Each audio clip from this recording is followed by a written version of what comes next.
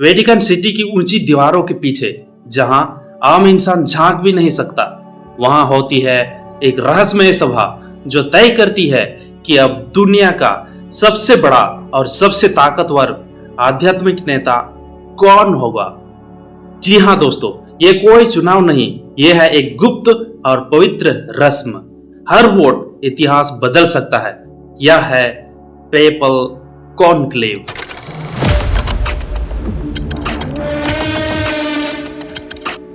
नमस्कार दोस्तों, 21 अप्रैल 2025 को ईस्टर मंडे के दिन वेटिकन से आई एक गुंजती खबर, पोप फ्रांसिस का निधन हो गया। एक युग का अंत और एक नया युग की तैयारी शुरू। पोप के निधन के बाद वेटिकन में घोषित होता है सेदे वकंते, यानी रोम की गद्दी खाली, यानी सीट वैकेंट। कमरलेंगो वेटिकन का मुख्य ऑफिशियल अधिकारी पोप की मृत्यु की पुष्टि करता है। उनकी अनूठी मछुआरे की अंगूठी को हथौड़े से तोड़ा जाता है। यह प्रतीक होता है उनके शासन के अंत का। घड़ियां को रोक दी जाती है। शोक की अवधि शुरू होती है।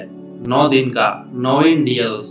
15 से 20 दिनों के भीतर दुनिया भर से करीब 135 कार्डिनल्स वेटिकन पहुंचते हैं। इनमें से केवल वे ही वोट कर सकते हैं जिनकी उम्र 80 साल से कम है। और हाँ, भारत से भी 4 कार्डिनल्स इस ऐतिहासिक चुनाव का हिस्सा बनते हैं।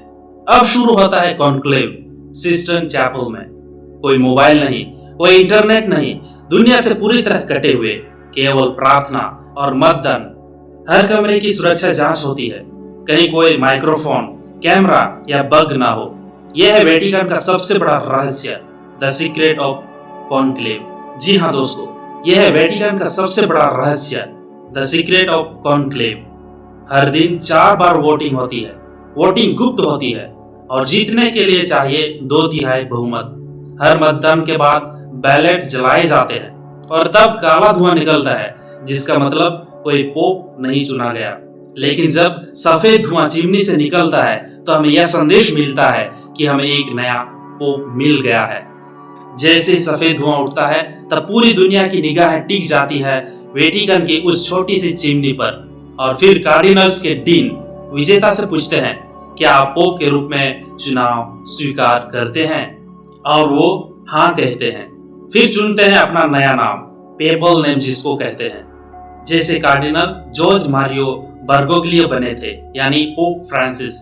तब फिर वो पहनते हैं सफेद पोशाक और बालकनी पर आते हैं और एक कार्डिनल दुनिया को घोषणा करता है, हबेमुस पापम, यानी हमारे पास पोप है, हमें पोप मिल गया है, हमें नया पोप मिल गया है।